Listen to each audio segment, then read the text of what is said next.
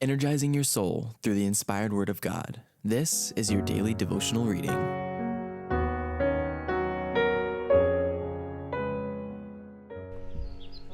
Our Daily Bread, July 20th. Christ plainly told them. He left his Father's throne above, so free, so infinite his grace, emptied himself of all but love, and bled for Adam's helpless race. 'Tis mercy all immense and free, for oh my God, it found out me.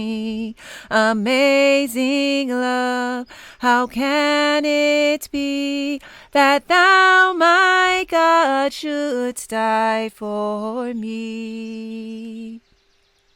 Christ plainly told them, Behold, we go up to Jerusalem, and the Son of Man shall be betrayed unto the chief priests and unto the scribes, and they shall condemn him to death, and shall deliver him to Gentiles to mock and to scourge, and to crucify him, and the third day he shall rise again. Matthew chapter 20, verses 18 and 19. Jesus, going up to Jerusalem, took the 12 disciples apart in the way, and said unto them, Behold, we go up to Jerusalem, and the Son of Man shall be betrayed unto the chief priests and unto the scribes, and they shall condemn him to death, and shall deliver him to the Gentiles to mock and to scourge and to crucify him. And the third day he shall rise again. He spoke these words to his disciples as he was taking his last journey toward Jerusalem. Luke speaks of this conversation and gives it in more detail. He says, Then he took unto him the 12, and said unto them, Behold, we go up to Jerusalem, and all things that are written by the prophets concerning the Son of Man shall be accomplished. For he shall be delivered unto the Gentiles, and shall be mocked, and spitefully entreated, and spitted upon.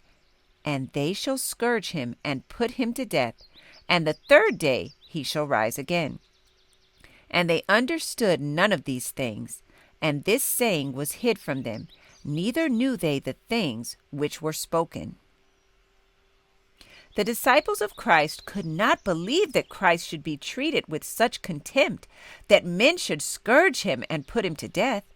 They expected that he would set up a temporal kingdom, that he would sit upon David's throne and reign as a temporal prince in Jerusalem, bringing all nations into subjection to his will.